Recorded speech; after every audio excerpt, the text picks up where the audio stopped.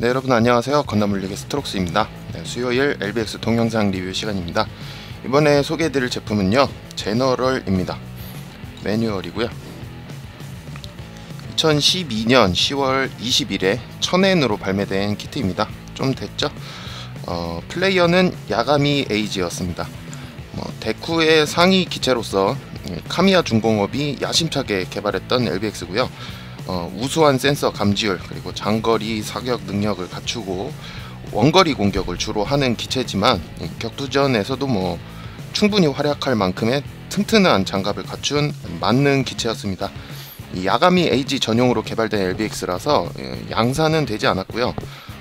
데쿠 계열이지만 양산이 되지 않았고요. 후에 시서펜트라는 이름으로 용도가 변경된 수준전 사양으로 양산되게 됩니다. 자세한 리뷰 앞서서 총점 말씀드릴게요. 전 10점 만점 중에 7점 주도록 하겠습니다. 우주세기 96년에 모 잔당쿤을 연상케 하는 이 실 디자인이 아주 잘 표현됐고 색재현도 괜찮습니다. 그리고 하체가 상당히 묵직하고 튼실해서 접지력도 좋은 키트이긴 했지만 무장 디테일이 굉장히 실망스러웠던 제품이었는데요. 자세한 내용은 본 리뷰에서 알아보도록 하겠습니다. 먼저 소체 외관부터 살펴볼게요. 데쿠의 계보에 속하는 기체인 만큼 이 얼굴을 보면 모노아이죠. 모노아이를 비롯해서 이마에 박힌 웹불 그리고 이 펑퍼짐한 몸매를 보여주는 외관인데, 딱 봐도 이게 어디에서 비롯된 바리에이션이다 라는 것을 한눈에 알 수 있는 그런 모습들로 디자인이 되어 있어요. 여기서 컬러링만 조금 더 바꾸고 어깨 디자인이 바뀌어지고 해서 나중에 시서펜트가 됐는데, MS로 비유하자면은 도움 계열 같은 느낌을 준다고 할 수 있는 그런 프로포션이에요. 좀 펑퍼짐하지만 어깨도 상당히 파워하고 컬러링도 비슷하고요. 특징적인 소체 이 각부의 문양들이 전부 실로 표현이 되어 있습니다. 색분할이 되지는 않았지만 이 부분을 실로 다 재현을 해줬고요. 이게 실로 표현이 되긴 했지만 무시된 부분이 없다는 게 어딥니까? 일일이 다 이렇게 디자인을 해서 각부에 다 붙여지게끔 할당을 해줬습니다. 디테일 표현은 물론이고 잘 떼어진다거나 관리에 문제가 생기는 부분은 딱히 없었습니다. 파츠의 색상 자체도 재현도 굉장히 훌륭한 편이고요. 색분할 개수로만 따져도 꽤 의욕적으로 되어 있는 것을 알 수 있어요. 특히나 가운데에 있는 코어 같이 보이는 빨간색 클리어 파츠하고 얼굴 부분을 가까이서 자세히 보면, 이 모노아이 부분도 붉은색 파츠로 되어 있죠. 안쪽에는 늘 그렇듯이 광채가 있는, 광택이 있는 은색 실이 들어가서 각도에 따라서 이렇게 색상의 변화를 보여주고 있고요. 외관에서 불만이 느껴진다거나 이 부분은 좀 개선돼야 될 것 같다, 그런 부분은 딱히 없는 것 같아요. 제가 워낙에 데쿠 계열을 좋아하긴 하지만 이 분도 나쁘지는 않은 것 같아요. 자, 이렇게 외관을 쭉 살펴봤고요. 다음은 가동률 살펴보도록 하겠습니다. 몸매가 상당히 펑퍼짐한데도 몸매와 관계없이 팔 그리고 다리는 90도까지 다 접혀집니다. 이 무릎은 좀 하체가 너무 육덕져서 태는 잘 안 나지만 엄연히 90도까지 꺾여지는 거예요. 관절로만 보면은 90도까지 다 꺾여집니다. 이게 파츠 간섭도 거의 없습니다. 굉장히 좀 껄끄러워 보이는데 외관은 그런 거 없고요. 단지 태가 잘 안 난다는 것뿐.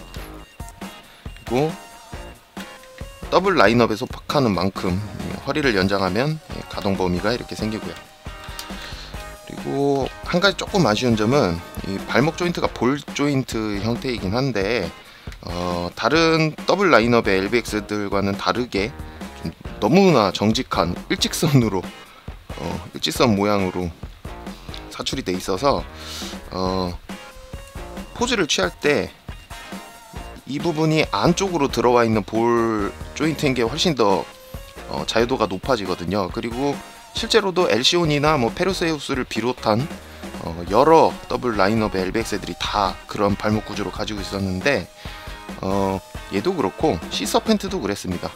왜 얘네만 이런지 모르겠어요. 정말 너무나 정직한 일직선으로 된 발목 조인트를 갖고 있어서 포즈 자유도가 아주 살짝 좀 딸린다는 거, 이 부분은 조금 아쉬워요. 왜 굳이 이렇게 했는지는 모르겠습니다.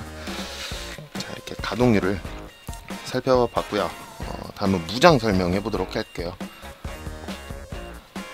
전용 무장이자 유일하게 부속된 무장인 아처 라이플입니다. 이름은 거창한데 예전에 나왔던, 한참 전에 나왔던 데쿠 커스텀의 오른쪽에 보이시는 AMB 라이플 하고 별반 다를 것이 없어요. 앞뒤가 조금 짧아졌고, 보시면 길이가 조금 짧아졌고, 그나마 있던 실이 없어졌습니다. 가프 디테일도 조금 틀리긴 한데 거의 같다고 보시면 돼요. 그리고 그립부가 이렇게 가동이 된다는 점도 여전히 똑같습니다. 이 그립부 가동이 없으면 파지조차 못할 정도로 무기가 굉장히 크기 때문에, 자, 이런 식으로 파지가 되고요.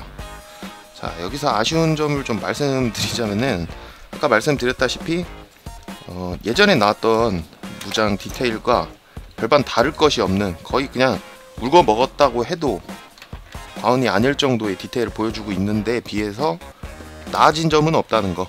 오히려 한참 전에 나온 이 데쿠 커스텀의 AMB 라이플보다 디테일이 더 떨어져 보이는 듯한 느낌.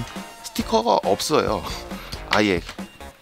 이거 파츠 3개짜리 구성입니다.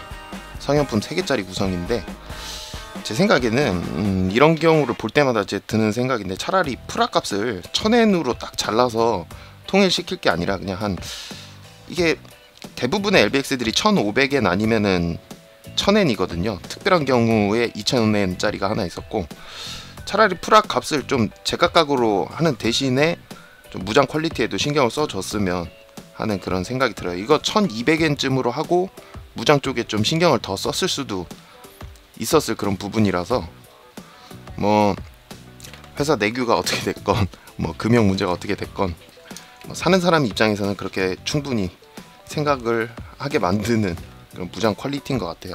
조금 여기서 점수를 다 깎아 먹었어요. 제가 오랜만에 8점 이하로 줬는데 무장 부분 조금 아쉽습니다. 뭐 형태는 멋지지만 몰드랑. 자, 이렇게 무장 설명을 해봤고요. 이번 주에도 커스터마이징 준비해봤습니다. 커스터마이징 코너로 넘어가도록 하겠습니다.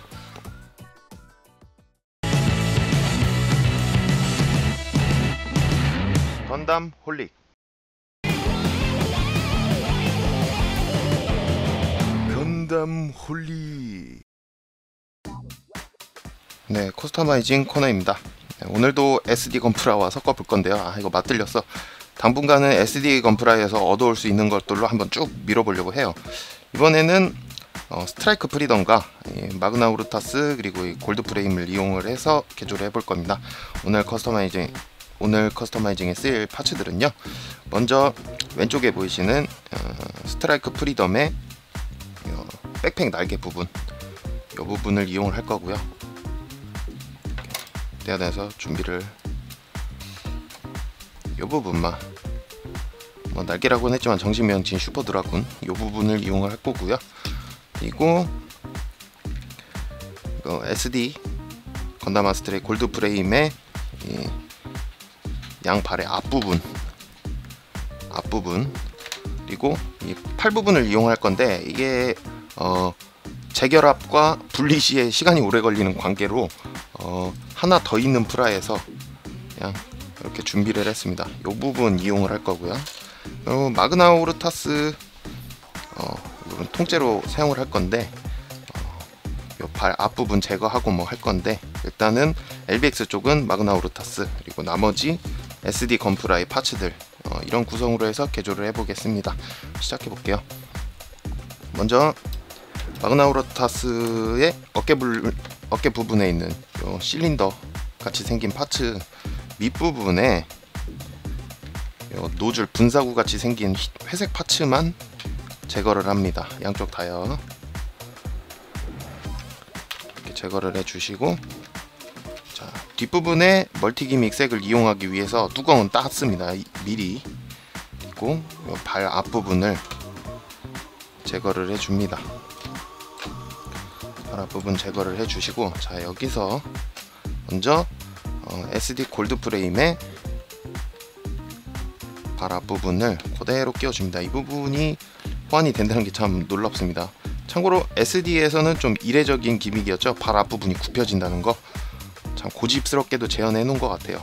HGS 되니까 SD에서도. 자, 그리고 요 아까 노즐 부분을 제거했던 이 부분에 뭔가를 끼울 수 있는 구멍이 생기는데, 여기에 그대로 골드 프레임의 팔을 끼워줍니다. 이렇게요. 반대쪽도.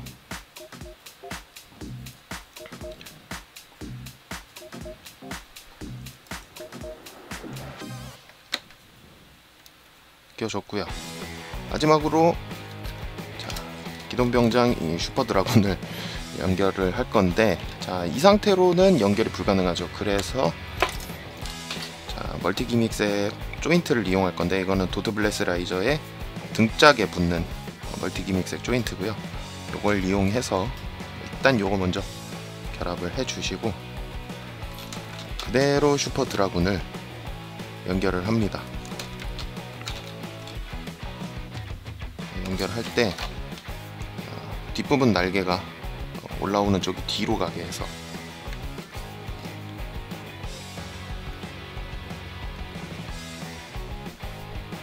이렇게 연결을 해서 일단은 완성이 된 상태예요.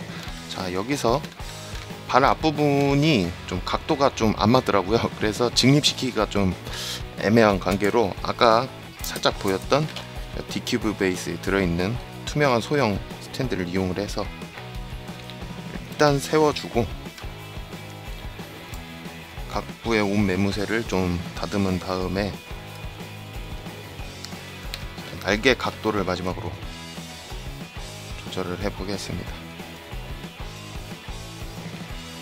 자, 이렇게 해서 완성이 됐고요.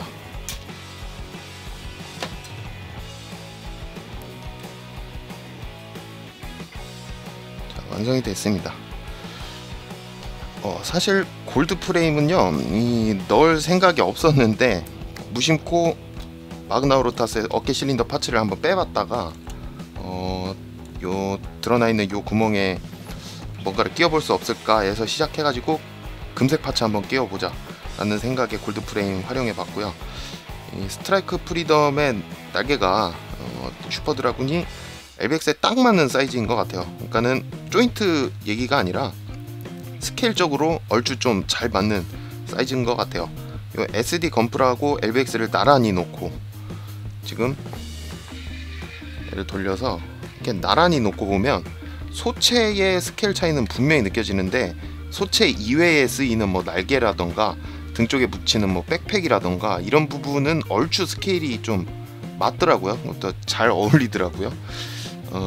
욕심 같아서는 데스티니의 파르마 피오키나 뭐 통칭 샤이닝 핑거 그거 써보려고 했는데, 그 손 파츠를 써보려고 했는데 다른 건 다 되는데 손목 조인트 크기 차이를 극복하지를 못하겠더라고요.